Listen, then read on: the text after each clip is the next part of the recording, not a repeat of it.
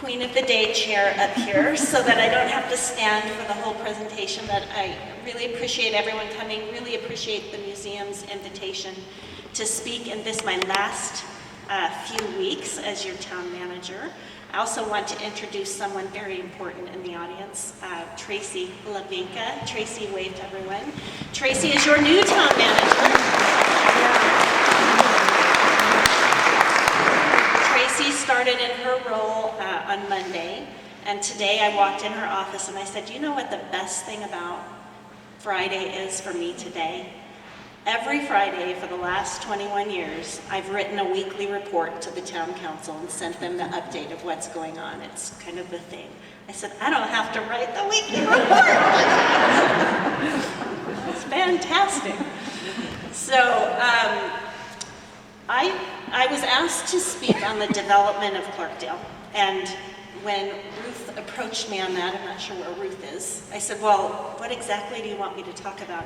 She said, well, just how Clarkdale developed, whatever you want to say. So I had carte blanche and did some thinking about that and decided to approach it from the development of the town as a municipal government. You hear the museum takes us back to the history of Clarkdale from when it was founded in 1912. And I'm going to focus on the period of time from 1957 to present, which is the time that we've been a municipal government in Clarkdale. And I broke it down into decades. After going through, I actually was blessed to have a timeline that Paul Hamburger actually put together when he was working on his book of History of Clarkdale. And he shared that timeline with me as he was putting the book together and asked me to provide some additional input into the timeline.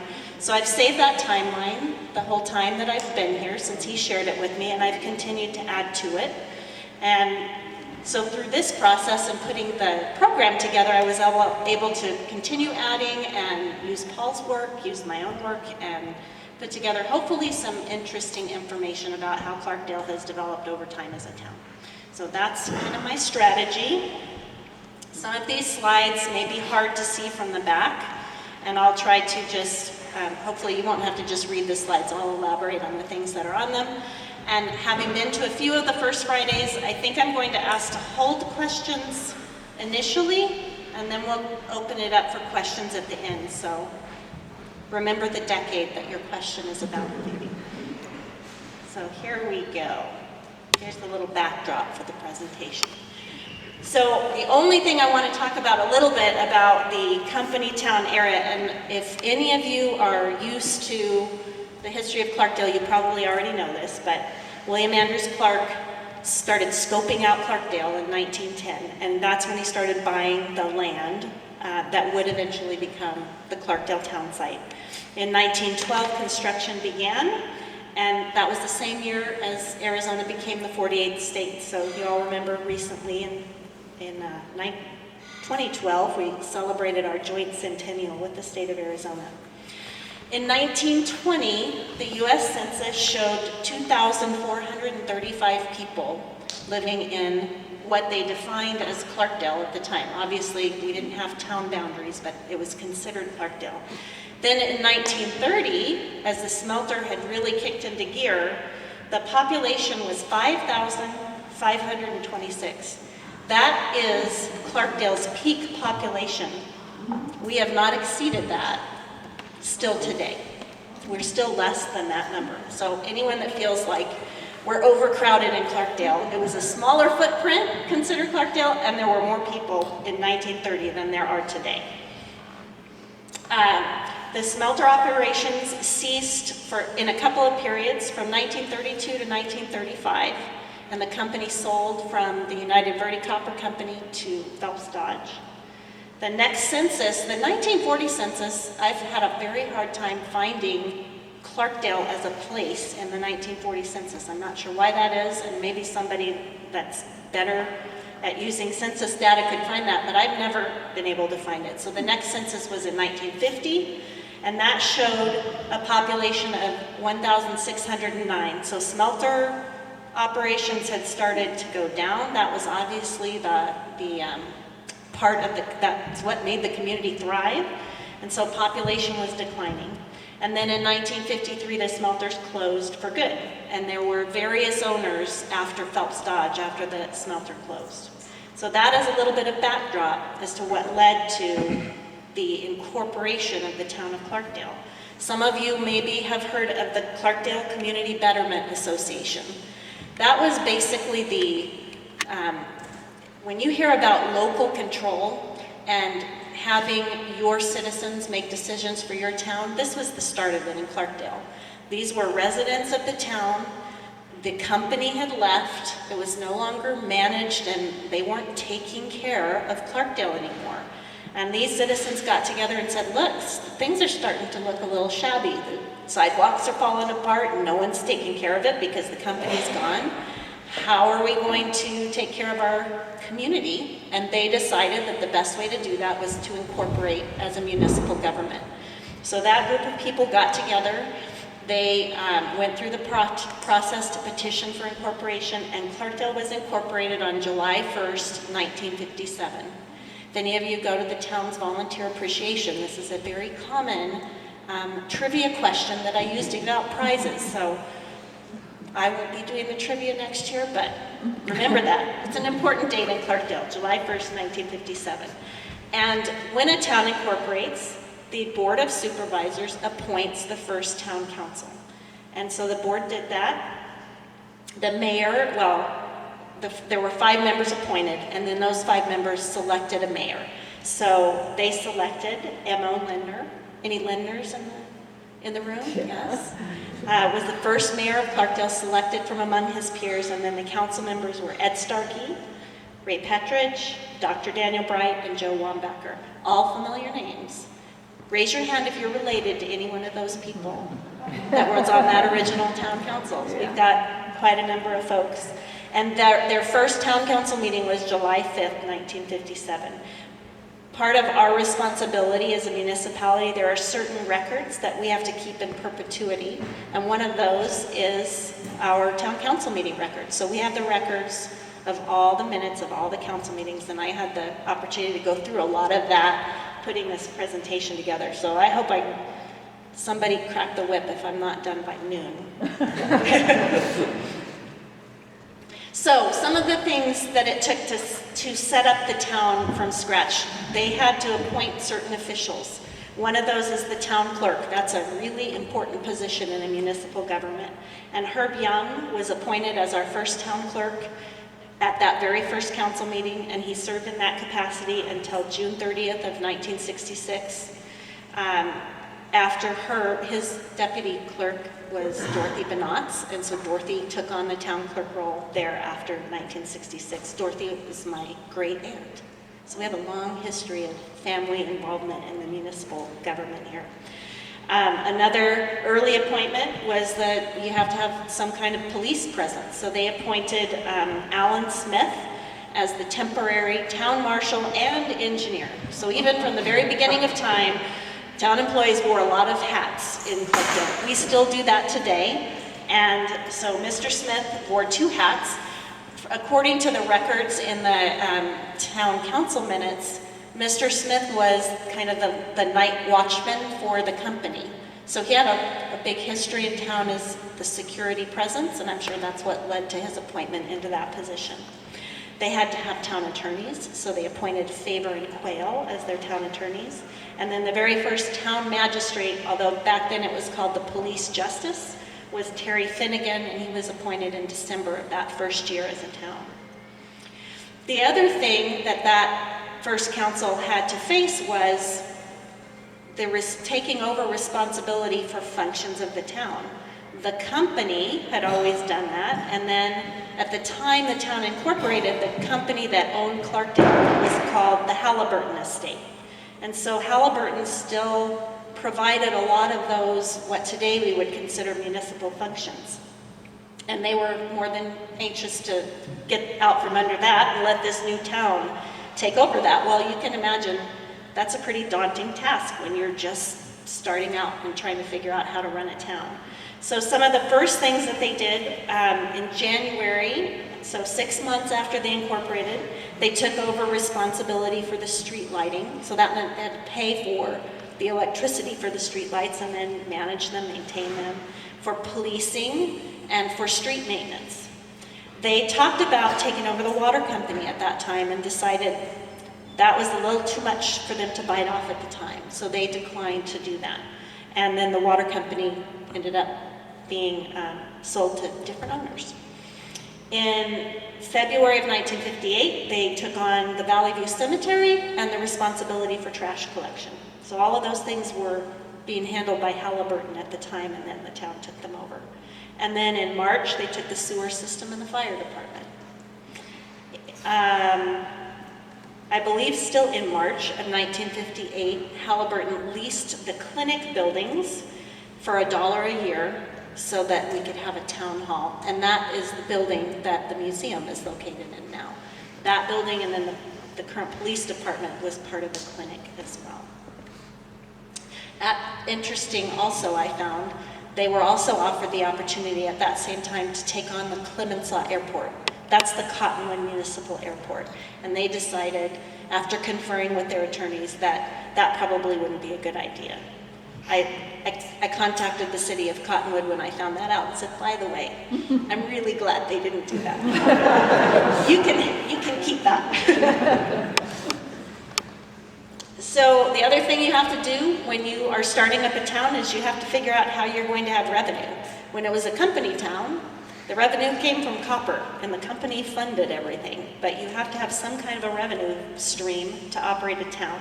So the town adopted their very first property tax, actually it was the first year, so the July of 1958. And through that property tax, they raised $11,000 for their budget for the year. They also, the state shared revenues are based on your census numbers. And since the 1950 census didn't include the whole incorporated boundaries, they had to have the town resurveyed. They went through that process. They certified the population of Clarkdale at 1,584, so that was a little less than what the 1950 census showed. And because we had that many people, we got a share of the state's sales tax amounting to $1,027.50 for that first year.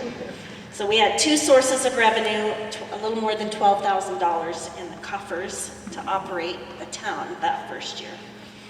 The other things you have to do is consider other utilities that aren't necessarily town utilities, but you often have franchises. So the town held franchise elections in 1958 for Southern Union Gas and for APS in January of '59.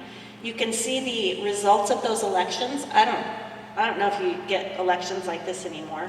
82-0 was the vote for the Southern Union Gas. Everyone wanted the franchises apparently, and then 107-0. Does you get 100% consent on anything anymore? I was very surprised by that. I'm going to stop really quick and check the volume in the back. Is volume okay? Great, all right. Other notable events in the late 1950s. Obviously the cement plant opened in 1959. That was pretty big. It's outside the corporate limits of Clarkdale, but it was still a really big deal in the Verde Valley and continues to be today. We also contracted for the 4th of July fireworks display out at the Clarkdale Country Club at Peck's Lake for the first time in 1959. So the town of Clarkdale funded those fireworks in 1959 and thereafter for many years.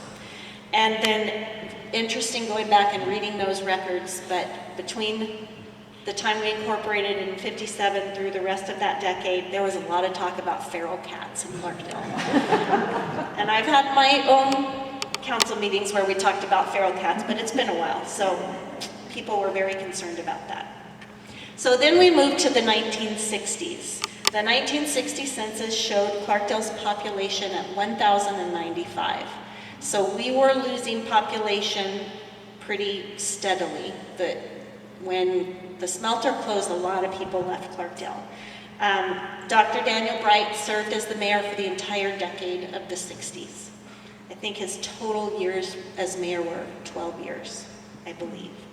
Other council members that served during that decade: Randy Petridge, Ed Starkey, Joe Wambacher, George Benatz, Robert DeVault, Furman Estrada Sr., and John Cowley. Some notable things that happened in the 60s. It was kind of a slow decade for Clarkdale. I think, we were still very young as a community and trying to recover from losing the smelter. But voters, again, supported the town and voted to approve a sewer improvement bond in the total amount of $19,000. So that was a property tax-based way to pay for improvements to the sewer. In 1962, the town adopted its first building code, so that's another really important thing that we do as a town. We regulate how construction happens, and they wanted to make sure that whatever new construction happened was done in a safe way. And then in June of 1968, the town accepted a gift from Gulf States Land and Industries of the Clark Memorial Clubhouse. So this beautiful building became the property of the town of Clarkdale in 1968. And then in 1969, the Yavapai Apache Reservation was established in Clarkdale. 1970s, population 892. So I believe that census day is typically April 1st of the year that they take the census. So had it been May 1st, the population would have been 893, because I was born in April of 1970. But I didn't count on the 1970 census, and things were it was a close-knit community, not a lot of people at the time. More mayors stepped up to serve the town, and all during this time, the mayors were selected by a vote of their peers on the council. So you ran for a council seat, the council was seated, and then they chose who the mayor would be. So we had 4 different people in that time that served as mayors: Furman Estrada, Ray Petridge, Paul Tavasi, and Tim Bagby. And I think I heard that Tim Bagby was at the home tour this year. Someone told me that. I've never met him. And then a whole bunch of council members started stepping forward in the 1970s. So if any of you were a council member in the 1970s, raise your hand. Oh, we have one in the front. In addition to Jim Gimmel, John Cowley, Luke Cannon, John Cooper, Charles Rennie, William Hunt, Paul Hamburger, who I mentioned earlier, Paul Hightower, Russ Ayers, Shelby McCauley, Alfred Pearson, Theodore McLaughlin, Frank Hartright, Lawrence Brendrick, John Grossman, and John Grossman, and Hank Chaikin. And I'm going to read these names to you every time I go to a decade, because I feel that strongly about how important it is for people to step forward and serve in those elected official capacities in our community. That's what makes your community function, is people being willing to step forward and volunteer. And our council members are volunteers. Obviously, we couldn't run our town without the other volunteers that make up the town. So really important. The 1970s, even though we only had 893 people, subdivision and development started to come forward. So it was like we reached the low point of our population, and then people started going, wow, that's a pretty nice little town. We'd like to do some more developing. So the very first subdivision that came forward in that time was the Foothills Terrace subdivision. The plat for Foothills Terrace was recorded in late 1972. And I gather from the timing of everything that was a little bit of a wake-up call for the town council, that development's coming. We better make sure that we have our codes and ordinances in place so that as more subdivisions come, we better understand what we want as a town with regard to subdivision regulation. So we didn't actually have a subdivision code when Foothills Terrace came to Clarkdale, but the council adopted one on March of 1973, 3 months after that plat was recorded. So that tells me that was kind of an impetus to start really considering how development in Clarkdale needed to be handled. Then also in 1973, we adopted the very first zoning code in Clarkdale. When Clarkdale incorporated, the underlying zoning that was in place from Yavapai County automatically became our zoning in Clarkdale. All the roads that were Yavapai County roads automatically became Town of Clarkdale roads at the time we incorporated. But we had to fine-tune and make those codes fit for our community. So that's early 70s and is when that started to happen. Then Black Hills Estates came next. That was in 1974, was phase 1 of that. There's actually, I think, 4 phases of Black Hills. In 1975, Clarkdale did its first annexation that I can tell. Well, there were some very small annexations before that, but this was a significant annexation and included Yavapai College into the town of Clarkdale. I don't know if my dad maybe can expand at a later point. I think that was a little bit of a controversial annexation, but we wanted Yavapai College's campus in Clarkdale, and our council followed through and annexed that property. Then Verde Panorama subdivision, which is also called Giant's Grave over by No. 1 Food Store, came in 1976. And then also in 1976, voters again approved another bond for a combination of sewer improvements and fire department, fire station, fire truck improvements, $134,000 bond in 1976. So again, trying to figure out how do we fund the operations of this town. You have to do that from your local resources, and so that was a way to do that. Other notable events in the 1970s, Peck's Lake was established as a municipal park in 1974. So the town entered a lease agreement with Phelps Dodge so that we could manage the area around Peck's Lake and keep it open to the public. It had been open to the public before, but the town didn't manage it. So we started a lease agreement at that time. The very first Clarkdale 4th of July Children's Parade happened in 1975. So I can't do that quick math in my head, but what is that, 45 years ago? So that parade's got a very long history. There were, from 76 to 79, there were lots of ongoing discussions and executive sessions about purchase of the water company. Again, we had the chance way back in 1957, didn't think we could take it on. There was great interest in the 70s, and it never came to pass at that time. We couldn't quite put it together.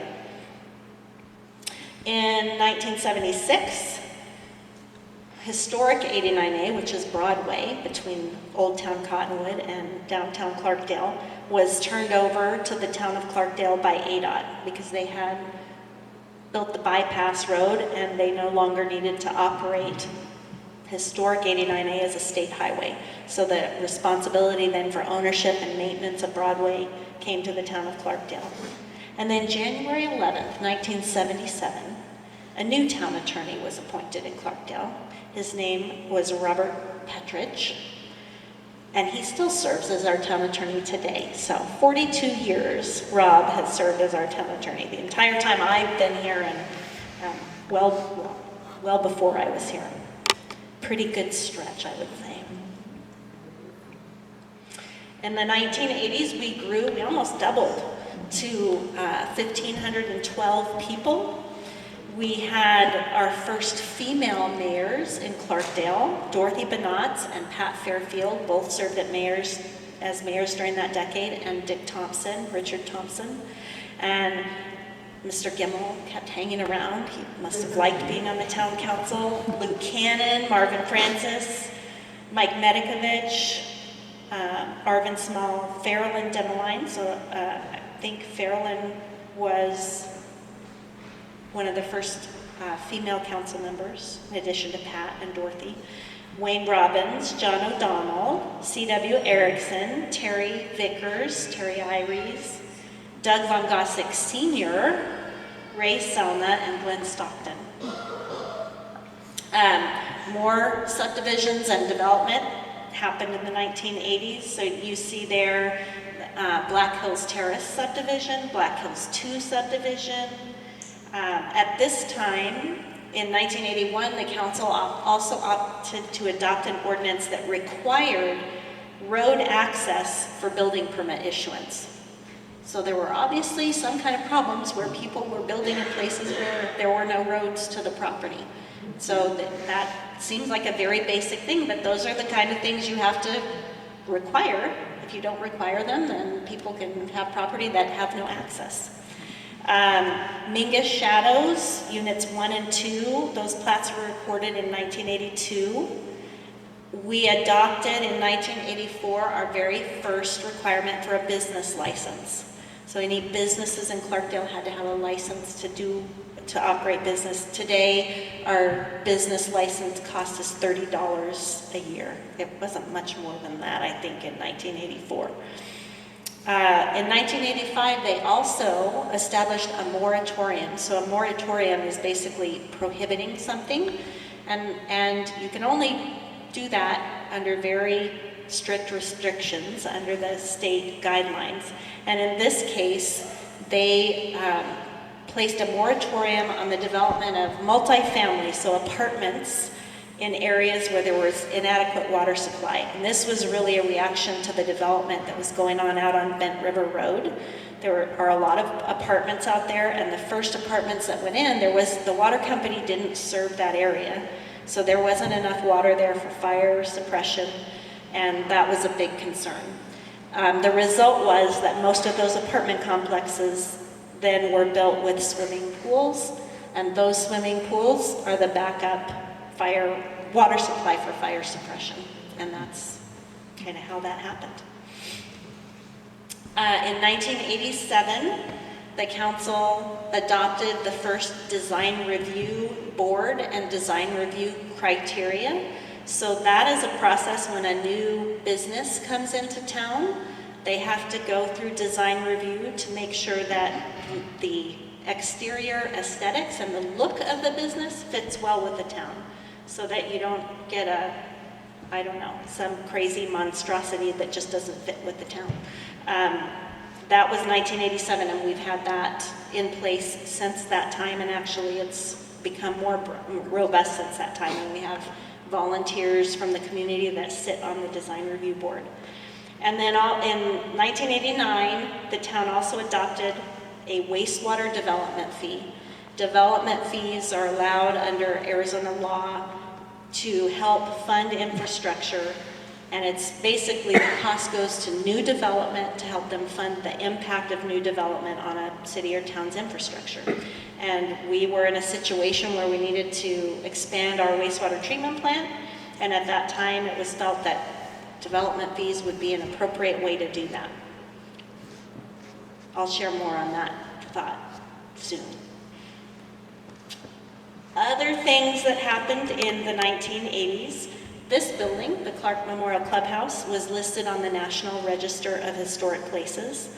That process was not led by the town of Clarkdale. It was led by a group of citizens who got together and took the process into their own hands and were successful in getting this building listed on the National Register. We adopted our first sales tax. In Arizona, that's called a transaction privilege tax, but Clarkdale adopted their very first sales tax in 1980, and I believe that was a 1% sales tax. In late 1980, I always share this with our new employees because it's part of that really old history of Clarkdale, but the remains of a stegomastodon were unearthed up near the cement plant, and it was dated back to 2.5 to 3 million years old. It died on the lake shores of the lakes, the Verde Lakes. It was way up on the hill up there. So that was a time when we would have been covered in water in this location. So it just speaks to our long history here in the Verde Valley. 1982, another little Peck's Lake fact. Water skiing and jet skiing were prohibited at Peck's Lake in 1982. You might find that funny, but my grandmother water skied on Peck's Lake when they were recreating out on Peck's Lake. You could actually do that. I don't know how safe it was, but I know that they did. And because it wasn't very safe, the town outlawed water skiing and jet skiing. They were probably unpopular for doing that, but it probably saved some lives. In May of 1983, the Clarkdale Junior High across the street burned down. I vividly remember that day. My dad was a volunteer firefighter at the time. I was 13, and I think I was in 7th grade at the school. It's a pretty traumatic event when you lose your school, not just for the kids and the teachers and employees, but the whole community, and it was a very sad day in Clarkdale. Later that year, in September, a notable day, Clarkdale adopted the council manager form of government. Prior to that, we didn't have a town manager. We had the town clerk, who really served as the key administrative role for the town, and worked with the council, but they adopted that form of government and appointed Pat Spence as Clarkdale's first town manager. Pat served in that role from 1983 until 1996, so 13 years. He was the town manager that hired me in Clarkdale first in 1990 as a summer intern, and then permanently in 1992. A very dear friend and a great town manager. 1985, the Clarkdale Jerome School, having lost its junior high, where the 5th through 8th graders went to school, had brought in some temporary structures, and they ended up building the new campus that's up on the 1600 block on Main Street. And they moved all the students from the lower school, that was kindergarten through 4th grade, and the upper school, 5th through 8th, all went to the new campus in 1985. In 1986, Arizona State Parks made their first purchase of property for the Verde River Greenway to try to start preserving public lands on the Verde River, and their first property purchase was here in Clarkdale. It's down now called the Tuzigoot River Access Point, but it's about 70 acres of land right there at the Tuzigoot Bridge and all the way down to the base of the National Monument. And they have continued since then to acquire additional lands to ensure public access. Another bond was approved in 1988. That was $300,000 for the remodel and repair of the town hall and the clubhouse, and to pay off the town hall purchase. The town was going through a process at that time to purchase the building where community development is, the building on the corner with the arches. That was the post office, I think from the very beginning of Clarkdale. That was the original post office, and the town purchased that, and the post office moved over to its current location. And then in 1989, we executed a lease agreement with the Methodist Church.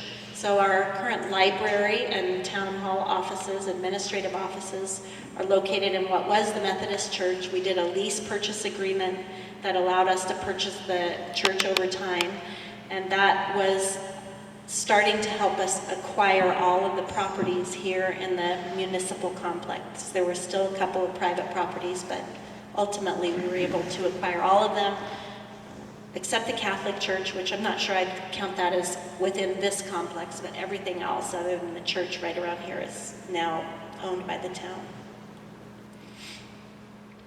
Then the 1990s, population was still growing, slowly, but still growing, 2,000 and almost 2,300 people.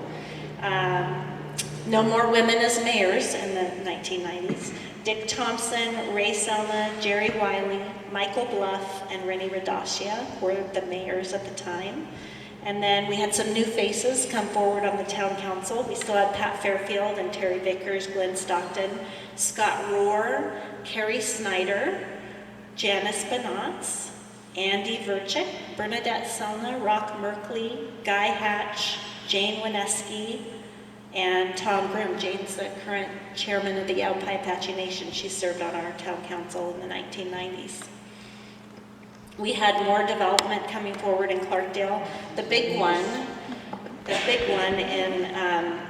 that really came actually to Yavapai County first in the late 80s and then to Clarkdale in the early 90s was the Verde Valley Ranch development. At that time, Phelps Dodge, the mining company, who's now Freeport-McMoRan, still owned a lot of property around Clarkdale.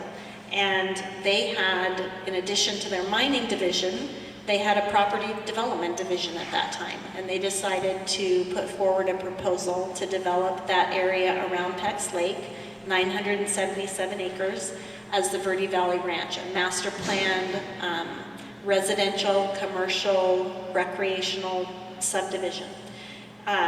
The community was very excited about that. Our town council was excited about it, annexed that property into Clarkdale, and approved that planned area development for Verde Valley Ranch. That is still on the books today. It's a 50-year development agreement with an option to extend for 50 years. We don't write development agreements like that anymore, but that's what was approved at the time. And Phelps Dodge no longer, or Freeport-McMoRan no longer has a land development branch, so there have not been any serious discussions about that subdivision moving forward in a very, very, very long time. In 1992, the town adopted our first general plan. So every 10 years, communities adopt general plans. We form community committees that work on it. It kind of puts the roadmap of what you want your community to look like from a land use perspective. And then it goes to the voters every 10 years, and voters get to choose whether or not they feel that that general plan reflects their vision for the town of Clarkdale. So we went through that process for the first time in 1992, and we do that every 10 years. And in fact, we're just ramping up for prepping for the next general plan, which will come to the voters in 2022, which seems like it's a long way away, but it takes a while to put those together and gather all the community input. So you'll start hearing more about the general plan here over the next 6 months or so. We established the Parks and Recreation Commission in 1993, and that's a commission that we still have today. Mingus View Estates came to Clarkdale. I was now the town clerk in 1994, so I was involved with that Mingus View Estates subdivision. It was a controversial subdivision, and one of the big controversies was connecting that subdivision by road to the neighboring Black Hills subdivision. That is a very standard planning practice, is you want to try to connect communities and make sure you've got multiple ways out. But it was really controversial at the time because the residents in Black Hills didn't want that connection. They didn't want people driving onto their streets. And these were the new people coming into town. They didn't want that to happen. And they were so forceful about it, the council finally agreed, we're putting the road connection in, but we're going to put a gate on it. Well, and it's called a crash gate, so that emergency vehicles could get through if they needed to, but normal everyday traffic couldn't go. You can't believe, I don't know if anyone here remembers the controversy of the crash gate on, now I can't remember the road. It ended up going to an election because the citizens got up in arms. Someone actually decided that it wasn't a good idea to have the crash gate and it should be open, and others were up in arms about it. A petition process went forward. They put it on the ballot to get the crash gate removed, and the voters decided to remove the crash gate. So that's how the crash gate came down. Mingus View Estates now, you can drive between that and Black Hills and nobody died. It's amazing. I can say these things freely now. I only have 3 weeks left and no one can hold it against me. At the time, it was very disconcerting. In 1995, the Haskell Springs subdivision was approved. That's a subdivision right across the street from Yavapai College. And there are multiple phases of that subdivision. Only one phase has been built out. So there are a lot of lots still to be platted if that ever comes forward. Then Mingus Shadows Unit 3 was developed as well in 97. And then in 1999, the council adopted a minor land division and excavation and grading code. typically these things don't just get dreamed up. Something happens to trigger the need for adoption of these kinds of development. And what was happening at this time was there was more and more development happening in the foothills. And when you develop in the foothills and you excavate and grade, you can really cause visual scars on the land, and you can also have problems with the way that you construct if you're not being very careful about slopes and all of those things. So that's the reason, that's what prompted the development of that grading code, and we continue today to have an excavation and grading code. The minor land division part of that, we had the subdivision code, which subdivisions can be, Chief Taylor's in the house. Subdivisions can be a pretty lengthy process, and we did want to provide for a process if you just had maybe 4 lots or less that you wanted to develop, something that was a little less onerous than the full-blown subdivision code. So that's what the minor land division code allowed us to do. Other things in the 1990s, the Verde Canyon Railroad did their first excursion on November 30th of 1990, and they continue to operate today and are really an anchor in our community. We issued the bonds for the purchase of the town hall a couple of years before, but we actually did the purchase, bought 890 Main Street, and the post office moved to 9 North 9th Street, its current location in the 1990-91 era. The first interstate bank in Clarkdale on Main Street closed January of 1992. So I still have vivid memories of going into the bank when it was operating in Clarkdale, but it's been closed since 1992.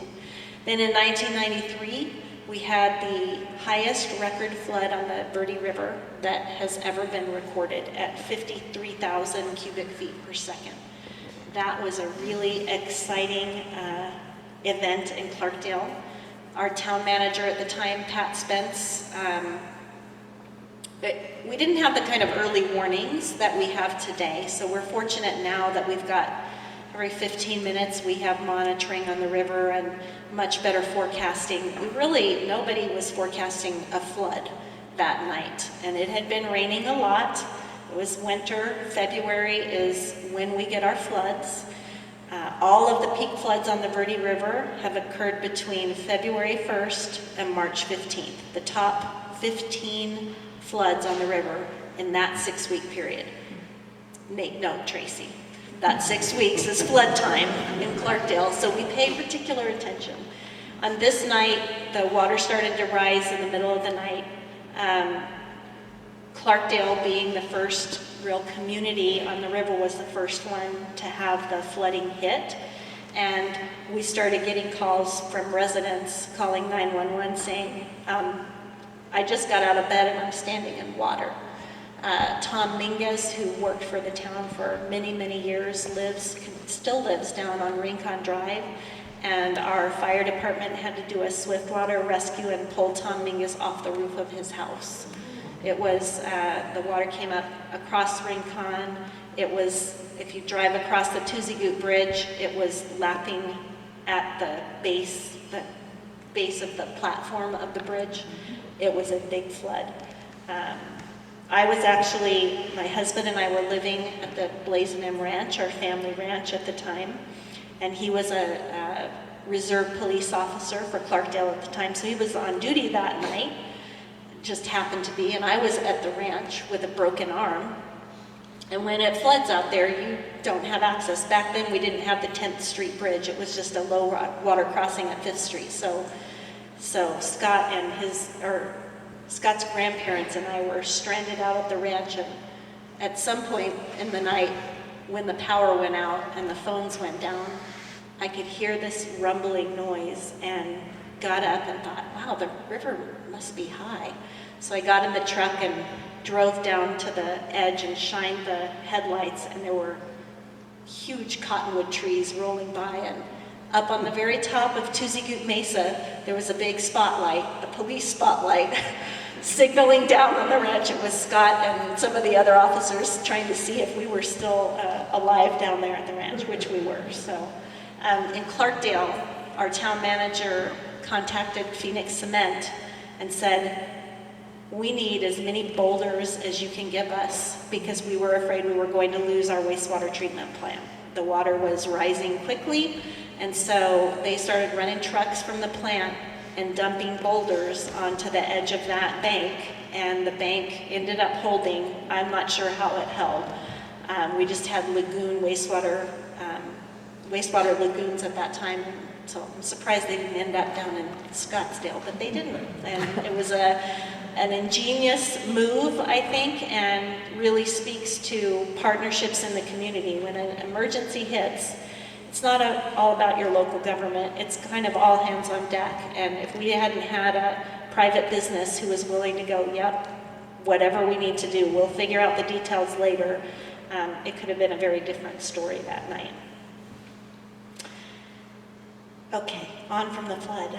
1995, the town purchased the clinic building. So that is the building, we already had purchased the building that the museum's in, but the building that the police department is in today is what I'm referring to here. And that was the final purchase of the private properties here in the town complex. So now it's all owned by the town, and all of our most of our municipal operations happen right here out of this complex. I can tell you that we're the envy of many cities and towns in Arizona. One, for the historic treasures of the buildings here, but also having that central complex of our municipal operations. You see the struggles that our neighbors at the city of Cottonwood go through because their facilities are spread out. So we're really lucky to have what we have in this complex, in this beautiful building. And that took great foresight and focus over many decades to continue to purchase those buildings. I told you that Pat Spence left his position as town manager in 1996. He actually went to the city of Cottonwood to be their police chief, and Jay Trurin, who was the assistant city manager at the time, was appointed as the town manager in 1996. Clarkdale's second town manager. In 1998, the Clarkdale Historic District was listed on the National Register of Historic Places. Again, that was not led by the town of Clarkdale. In fact, the town council had been approached about that idea and were very resistant to the idea. They were, although very supportive of the history and culture of Clarkdale that came with that, were concerned about over-regulation of private property. And so they declined to take the lead role on that, and a citizens group stepped forward and took it upon themselves, went forward and got the National Register District formed in Clarkdale, and it was signed off by the federal agency that manages that on January 8th of 1998. And then a few months later, Jay Trurin, having served only 2 years as town manager, although he had served the town of Clarkdale for about 15 years, decided to go into become a pastor. So I'm not planning to do that in my retirement. You have to do a lot of prayer when you're the town manager of any town, so Jay must have been really experienced at it, and he's had a very successful career since then. But March 24th of 1998, the council appointed me as the Clarkdale's third town manager. I never really aspired to that position. I certainly never thought I'd serve longer than Pat Spence had served, because at the time I thought no one would ever serve longer than Pat Spence, but I have now served as town manager for a little over 21 years, and so Tracy, you got big shoes. 22 years and you can have the record. Then I added this just recently. Kathy Bainbridge, who some of you may know, was our finance director, administrative services director. She's been with us for 12 years. Amazing public servant, so dedicated.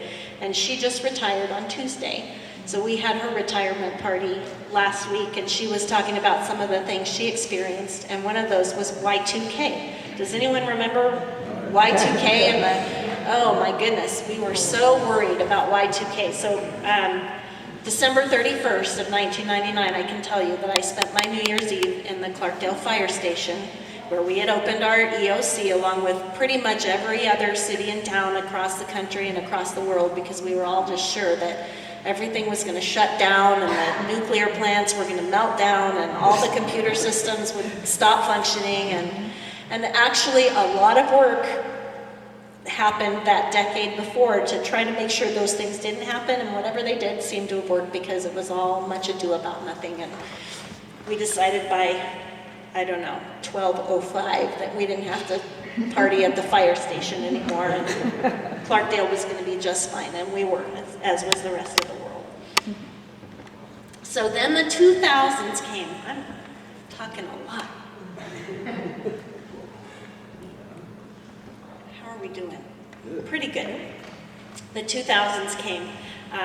Mayors Michael Bluff, Rennie Radassia, Andy Schaffler-Verchick, and Doug Von Gossick Jr. Doug was 2000, I think 2004? Someone said 4. You're probably right.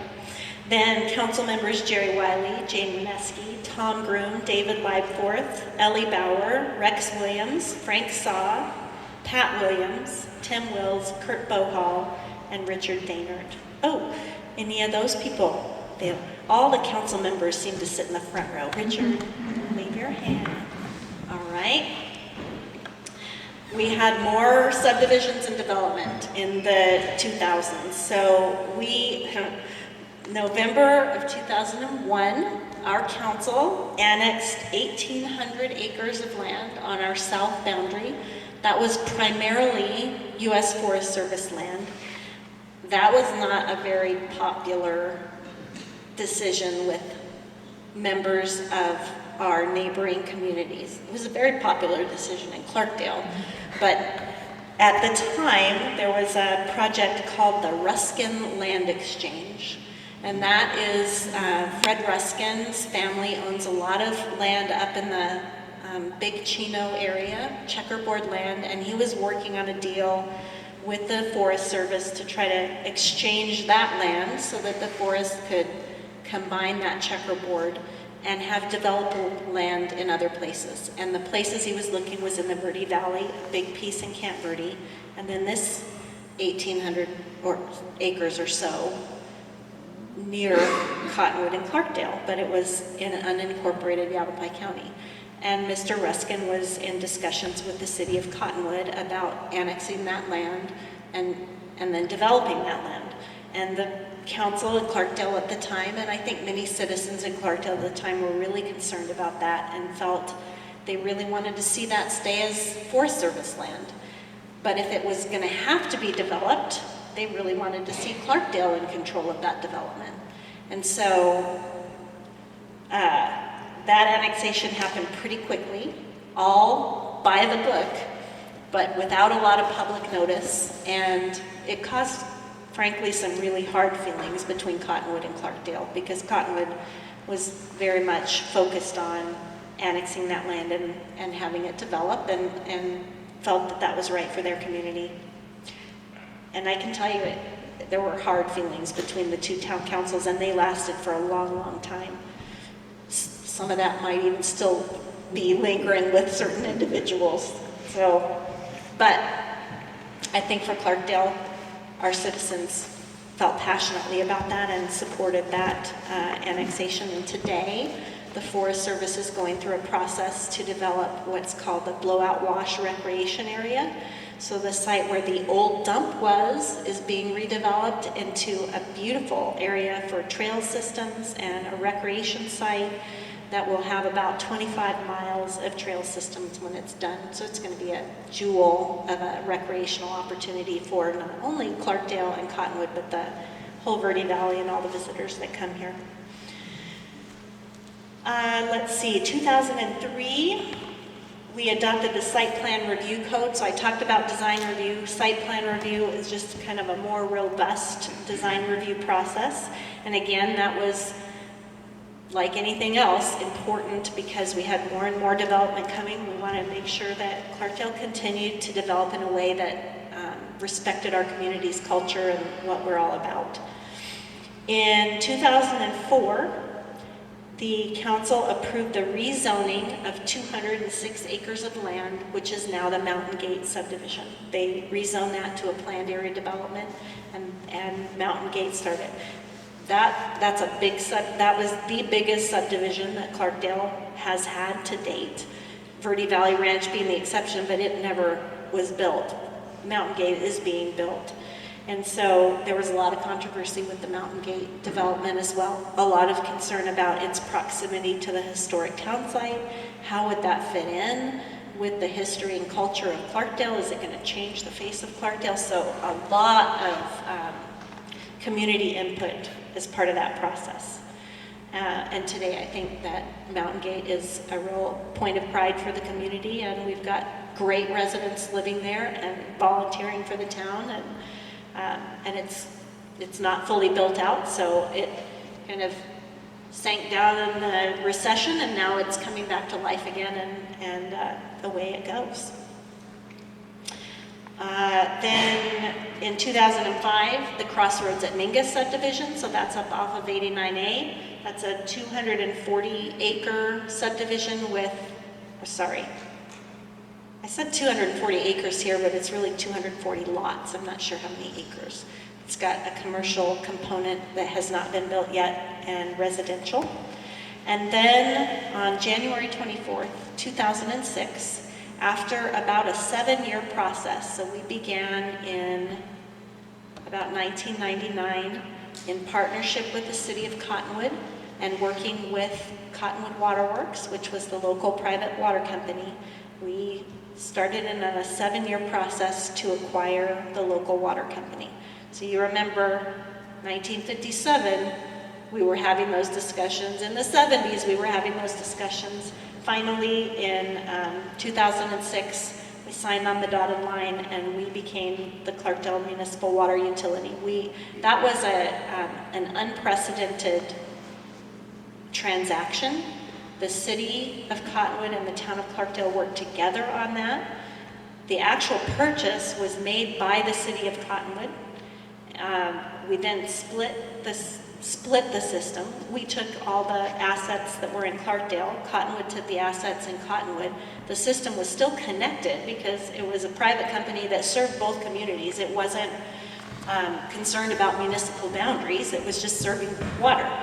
Once we took it as a municipal utility, we had to evenly divide that up and where it was serving. And it's taken quite some time to actually make it function as a system independent from each other because it was never built that way. So for many years, the Clarkdale water sources served the Del Webb community and the Pine Shadows community. It took a long time to get the lines worked out and valving shut off and new wells built in Cottonwood so that they could serve their own citizens and not be relying on our Haskell Springs well. But all of that has happened over these last 13 years that we've owned the water company. And when people ask me to reflect on some of the most important things that have happened in Clarkdale since I've been the town manager, this is the number one at the top of the list. I can tell you that our council as a whole, individually and as a whole, was very dedicated to this vision. They knew that without control of the municipal water company, you really don't have control of the growth of your community. At the time, there were great concerns about how we would be able to continue to provide water. There were limitations to that for the private water company. They were regulated under the Arizona Corporation Commission. They had to go through rate-setting processes. They were facing huge expenses with the new federal mandates on arsenic compliance that cost a lot of money. When we purchased the water company, we actually took extra money in that bond issuance to cover the cost for arsenic, installing arsenic treatment, and then starting to replace this system that was built in 1912. we bought a water company that was about 100 years old, so we knew that we would have to make a lot of improvements over time. And so when we issued that first bond, it was for the cost of the company plus the improvements that we saw for the first 10 years of ownership. So it was a big chunk. The water rates went up pretty significantly. If any of you lived in Clarkdale at the time, you probably remember that. There were a lot of comparisons at the time of what our water rates were compared to others across the state. I can tell you, when you look at those comparisons today, it's pretty equal. People have caught up with those rate structures, but it was a big chunk to take on as a community, but a really important thing to have happen for us. Later that year, January, we purchased the company. By November, we had adopted a drought and water shortage preparedness ordinance. So that was a really important, one, state mandated requirement, two, important that you have contingency plans for those kind of things. And if you remember 2006, we were in the heart of drought. We've been experiencing drought for a long time.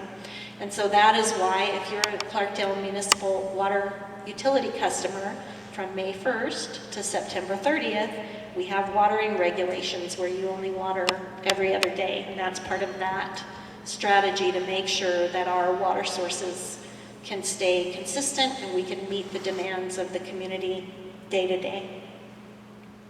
Another really historic thing that I'm proud of, in addition to the water company purchase with the City of Cottonwood, huge degree of partnership necessary for that. The other thing was that year in 2009 was the Clarkdale and Cottonwood, through, I would say, the leadership of Vice Mayor Daynert and Vice Mayor Karen Pfeiffer, who was on the Cottonwood City Council. You know, we had those sensitive annexations over time, and there was a lot of rub between the communities.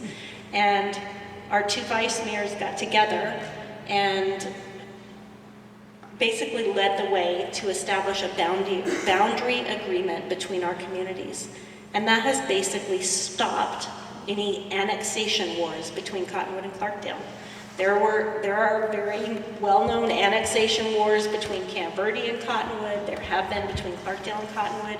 And Richard and Karen said, you know, enough is enough. Let's try to get something done. And those two worked together with another small group and led the way. And so now we have this boundary agreement that's been in place since 2009, so now almost 10 years. It establishes kind of this dark line in the sand where Cottonwood has agreed we won't pass that, and Clarkdale has said we won't go past that. It goes basically north and south between our communities. I think it's a model for development and partnership between two communities, and we should be really proud, and we should thank Richard for the role he played in that. A round of applause.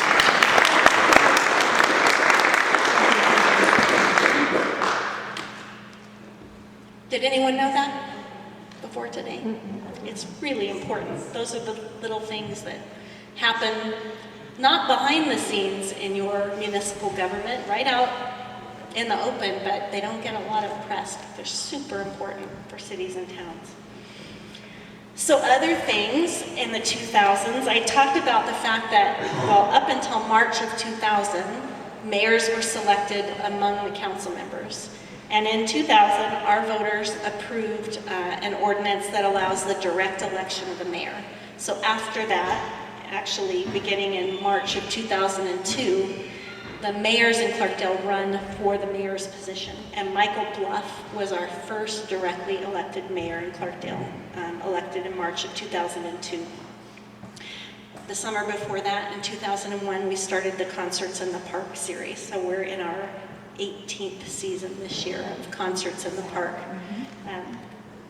One of those signature things that helps define Clarkdale today. January 1st of 2004, Peck's Lake closed.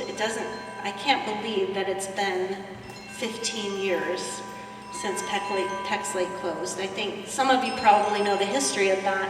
There was a very tragic drowning that happened in the lake. Someone was intoxicated, got tangled up in the weeds in the lake, and that caused a big red flag for Phelps Dodge, who owned the land at the time. Our lease agreement was coming to an end, and typically we would have expected that that would just have been renewed, but that lease agreement was about 30 years old. And then we had the drowning, so they started looking at the terms and decided they needed better liability protections for themselves as a company. And they came back to us with a requirement that for pretty significant increase in the liability requirements for the town, and the requirement that the town of Clarkdale take over maintenance and operation of the Brewers Tunnel Diversion Dam on the Verde River. That dam, anytime it flooded, had significant damage, and it could cost $200,000 to $300,000 a year to make the repairs to that dam. That was simply not economically feasible for the town of Clarkdale. And so we could not come to terms on a renewal of the lease. And it expired December 31st of 2003.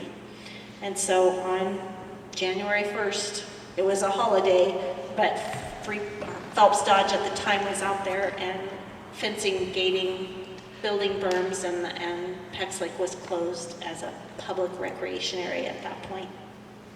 So that was sad. I would predict, since I've only got 3 weeks left and I can be in the prediction business, I would predict that we're not going to see development, that even though we've got a 100-year development agreement on Verde Valley Ranch, I really don't believe that that land is going to develop that way. I think it's a very valuable environmental resource for Freeport. And those big mining companies often need to have offsetting land exchanges where they're interested in mining somewhere else, and maybe this could be a jewel of a piece that they can trade to a public land management agency, and that's my prediction for that land. I really believe that someday it will be opened back up to the public. It probably will not be a water skiing lake. I think the lake itself will be in a different format, but I think it can be a really unique, different kind of an area for the public to access, probably more of a natural area. But I think that will happen. I think it'll take a good long time, but I hope to be back out there in my lifetime and enjoying Pex Lake again. So we'll see if that happens. In April of 2005, we had our ribbon cutting for the downtown revitalization project. So if you're new to Clarkdale and you see our big wide sidewalks and the street trees and the lamps that are out there and the benches, that was not part of the historic landscape in downtown. We actually received 2 grants, about $1 million worth of grant funding to make all those improvements and basically spruce up the aesthetics of the downtown in hopes of spurring some private investment in the other private properties in the downtown. And I still think it looks great today, and I still hope it's going to continue to spur private investment. It takes that public investment in the downtown, and it takes private investment to make it thrive. And we're seeing some great private investment happening in downtown, and I think that's going to be a catalyst for those private property owners as well. In 2007, the Clarkdale Fire District formed. Up until that time, we had a municipal fire department. And in 2005, 6, 7, there was a lot of discussion about whether or not the town of Clarkdale could truly fund the type of services in the fire department that were desired in the community. There was a big concern about response time, being able to have high-quality, trained professionals responding to. The main concern was for emergency medical response. That is really about 80 to 85% of the response that our local fire districts run on. It's medical calls. Fires happen few and far between. And so seconds really count when you're running on a heart attack. And it also is really important to have people who are trained as EMTs and paramedics on those fire trucks that are responding. And we just weren't in a position to fund the kind of staff that we needed for that. And we had a citizens group that formed, and we're really looking at that issue. They, after studying it in a combined effort with the town for about 2 years, they decided that the best approach would be to ask the voters of Clarkdale whether they would support formation of an independent fire district. So that citizens group led that process.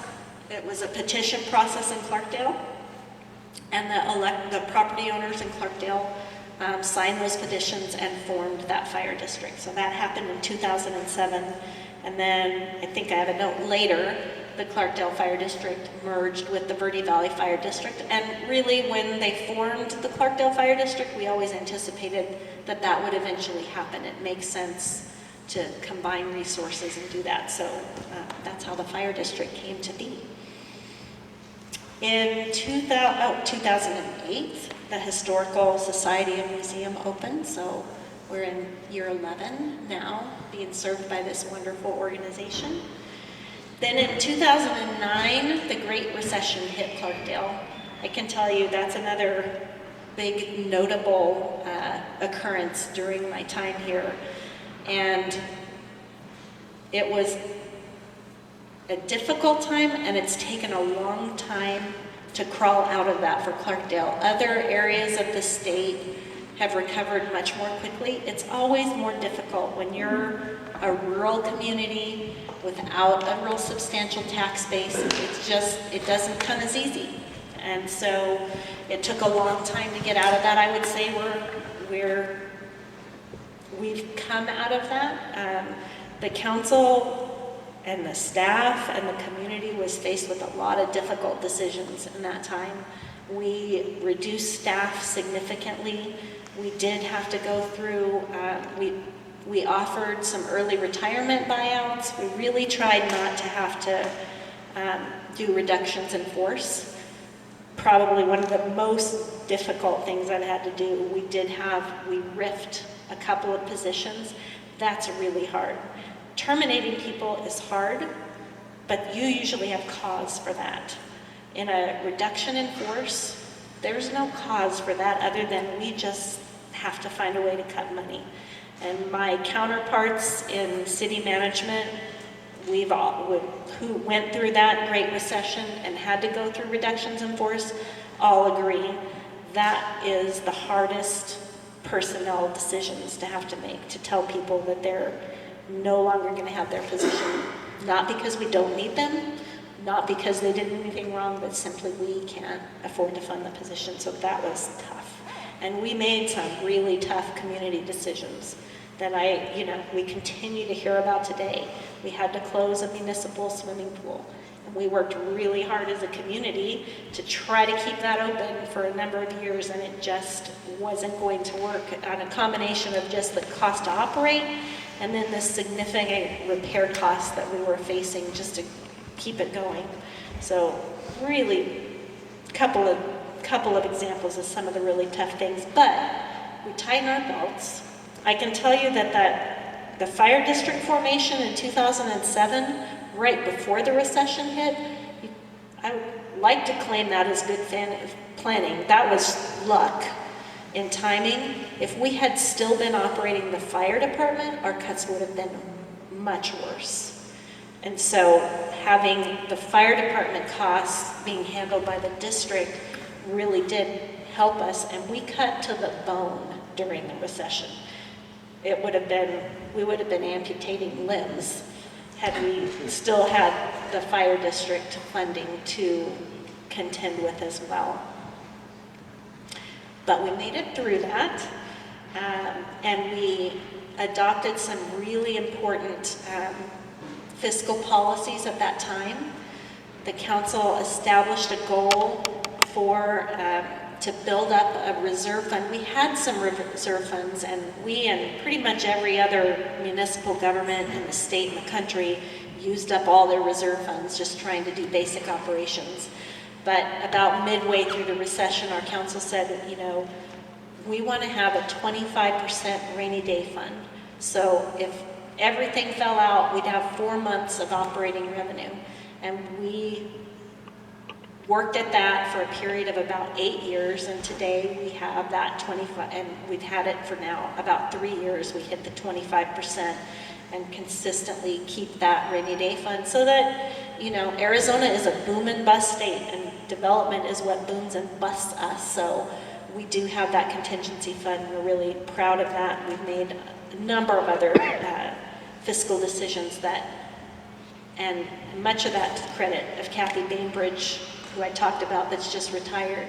She was with us through that whole time and helped the council with some great policy recommendations. So things are lean.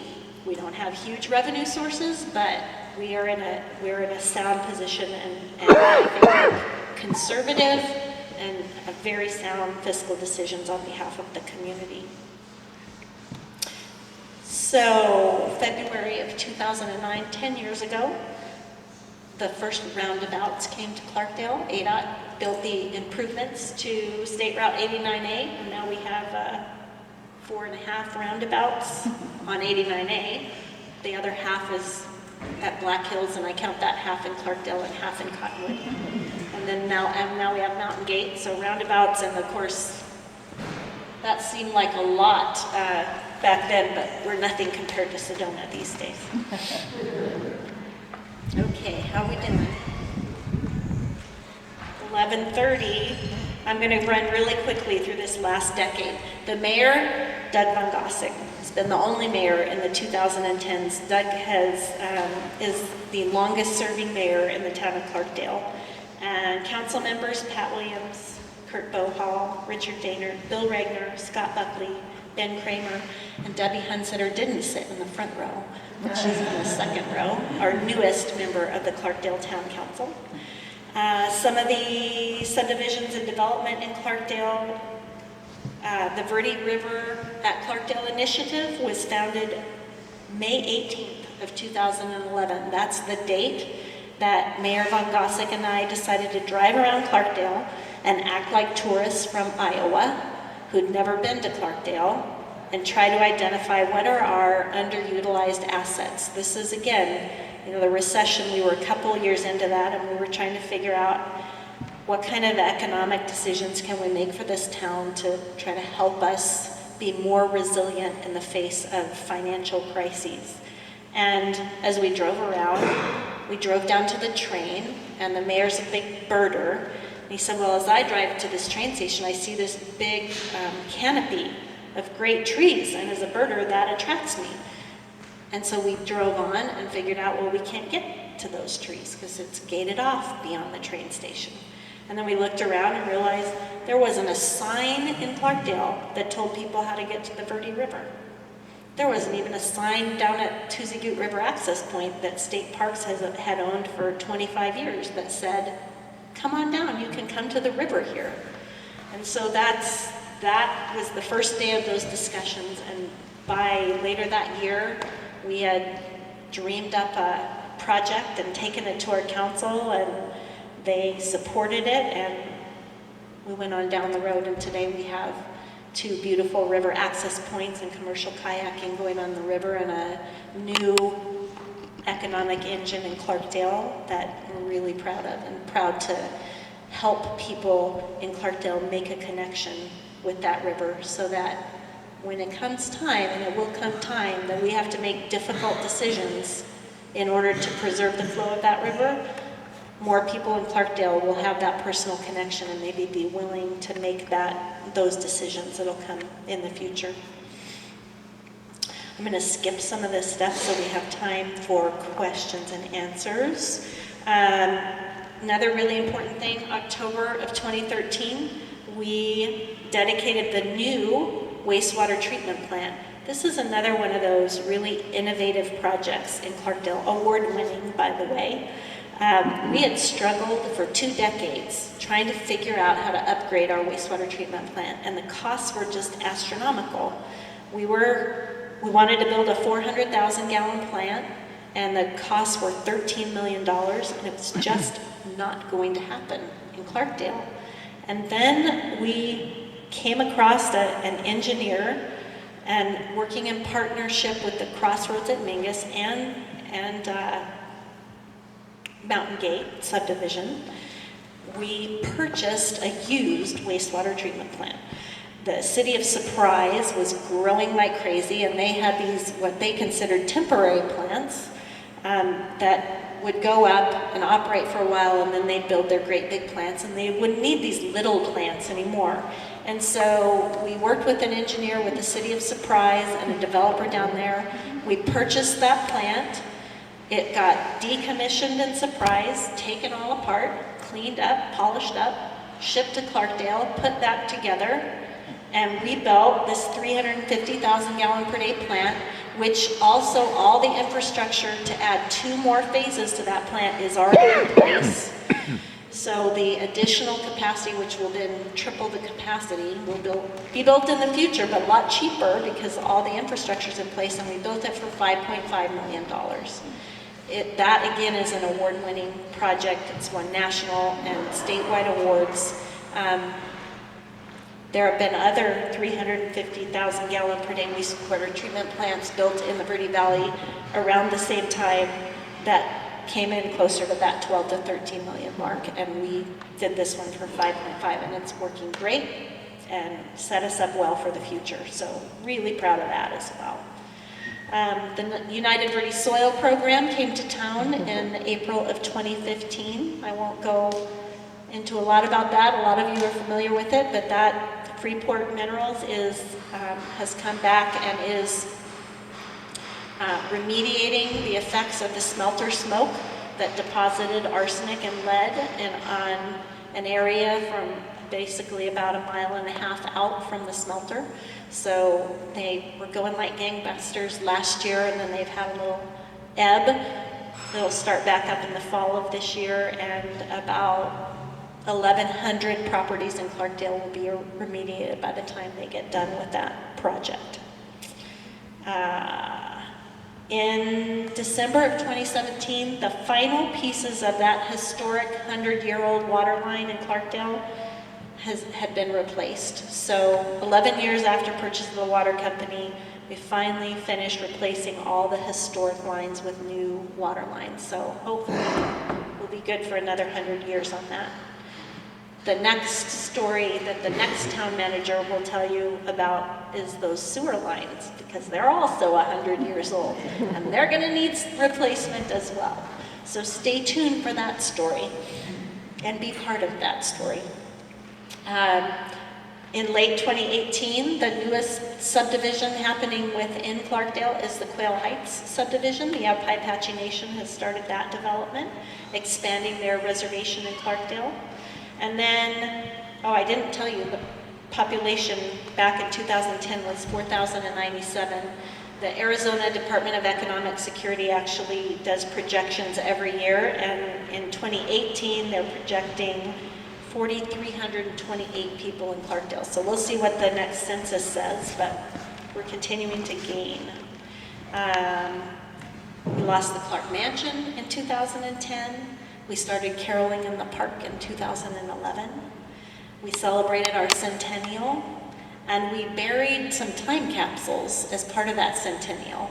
So anyone here that's around in 2057, I'm hoping to be here, although they might have to wheel me in. That was a fun project. There's all sorts of things. The community was involved in it. We buried a whole bunch of stuff. One for 2057, which is 100 years of incorporation, and then another in 2112 for the 200th anniversary of our founding. They're buried right out here in Centennial Plaza, and they have plaques on them, so hopefully someone will remember to unearth them. Mr. Gimmel led the way on time capsules for the Clarkdale Jerome School, and sometimes they forgot where they were buried, so we marked this one pretty well. Let's see, Clarktoberfest started in this decade. We refinanced the water bonds. The Verde Valley Wine Festival started. Voters approved permanent base adjustment, which is a super important financial thing, and I won't bore you with the details of it. We constructed the Broadway and Main intersection with a $1.2 million grant, and we just received another grant to reconstruct Broadway all the way to the Cottonwood town limit. So you'll start seeing that probably in the fall of this year, or maybe in early 2020. The Brewers Tunnel Dam that we talked about earlier breached, and Freeport has decided that they're not going to rebuild it. So now you can kayak down the river and not have to climb over a great big metal structure. And on June 3rd, as I told you before, Tracy Lavinka was appointed as our 4th town manager, and hopefully will serve another couple of decades in Clarkdale as well.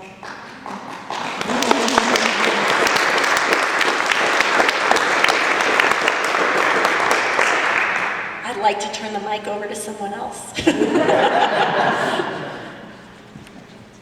I am happy to answer some questions. I know we have to keep the time. We still got a little bit of time, but anybody have any questions? Darren. What is the capacity for the wastewater treatment is 350,000 gallons per day. What is the current usage? So the question was, the current capacity for the wastewater treatment plant is 350,000 gallons, and what's the current usage? It's about 160,000 gallons a day. So we still have room to grow in this existing first phase, and then we're already putting away money for the second phase, and that second phase will double this capacity. It had to be sized to include the full development of Mountain Gate and Crossroads at Mingus, because those developers contributed significantly to the construction of that plant. Yes, Lisa? The annexation that cost that Clarkdale, where is that? It's like I remember it, but It's so directly south of Yavapai College. Okay. Yavapai College property backs up to that Forest Service land. And to get to it, you would take Mingus Avenue past the Verde Valley Humane Society, and you drive up into the foothills. Yes, sir. So you're retiring, I am. so what's now? Ooh, what's next? Well, my husband and I are both retiring on the same day. He's been in service to Yavapai County for as long as I've been in Clarkdale. And we made a pinky promise to each other that for the first 6 months, we wouldn't take any more employment or commit to any volunteering, so that we could take 6 months and decompress. And then we'll see what comes next. In my ideal world, I would like to do I love local government, and I've spent a career in it and feel pretty good about my capacity to continue to do it. So probably local government consulting, probably not another full-time position. You never say never, but ideally some of that. We had our first grandchild born in January, so there's going to be an awful lot of that as well. And we're always going to be at home here in the Verde Valley. We'll always have a home here, and doing some traveling, and we'll see. And Tracy's going to keep Clarkdale running just like a well-oiled machine. Yes, Debbie? any particular memory besides the school burning down that you had as a child growing up? Lots and lots of memories as a child. But I think one of the things that, and I think this is an Arizona thing for anyone that grows up in Arizona, but the monsoons, just the smell of the monsoons evokes immediate memories of childhood and good things, I think.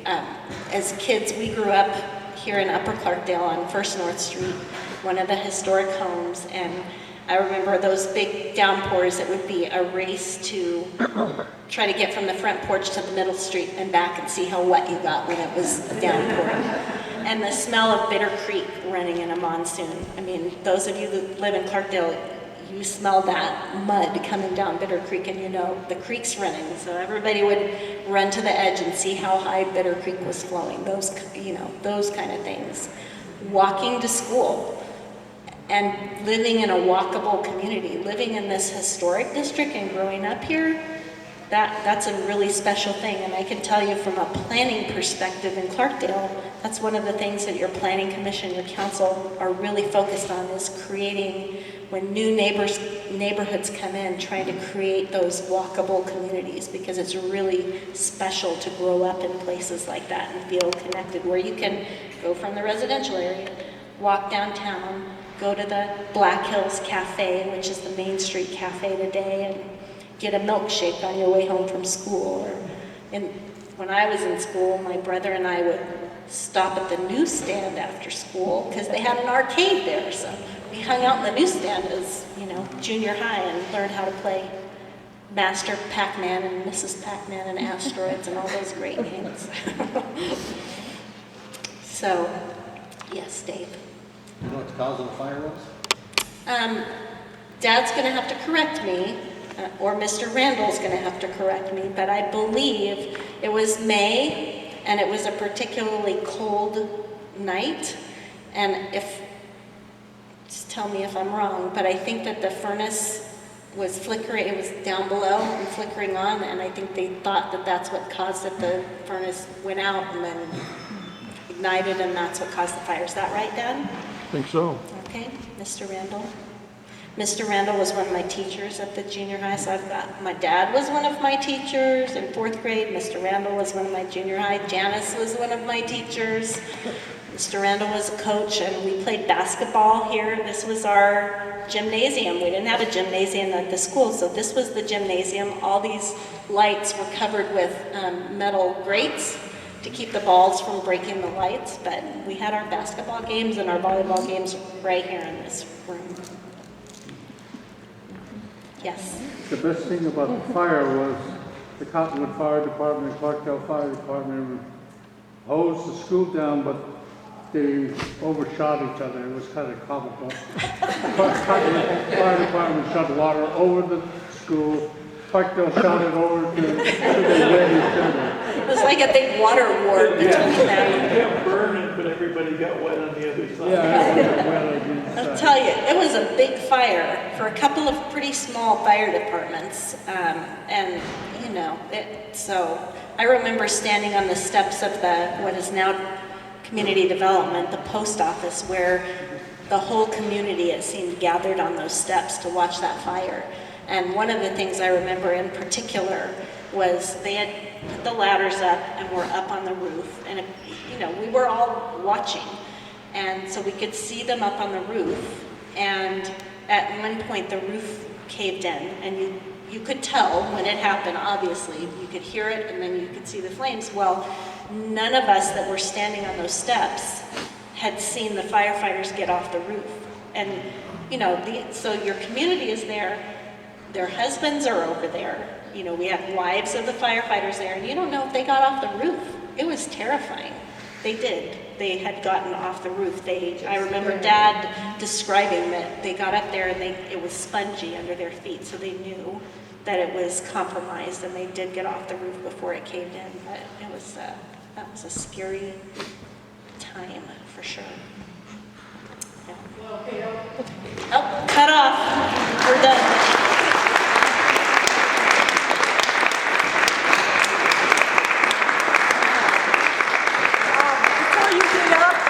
They always ask the people that cut the cake to do some other difficult jobs. We have a lot of cake left. Oh, I have a teacher's voice. No. Oh, Someone yeah. asked. Okay. Someone over there asked. Oh, really? Okay. I've always thought I had such a loud voice. Anyway, cake is available for all of you. We're passing the hat. This is a nonprofit group, and as all nonprofit groups struggle for money, so if you thought this was worthwhile, you might give 50 cents or $1. Anyway, or nothing, that's fine too. And we want to invite you to consider becoming a volunteer in this organization. I think several of you would really enjoy it. We need archivists, we need docents, and it's fun. So we invite you to check us out. I have one more pitch to make. The presentation that I gave is a web-based presentation, so I'm going to provide the link to the museum. If you join the museum as a member, I'm sure they'd be happy to share the link with you so that you can review it if there's anything in particular you wanted to look at, but I will definitely get the link to the museum. I got to head back to Done.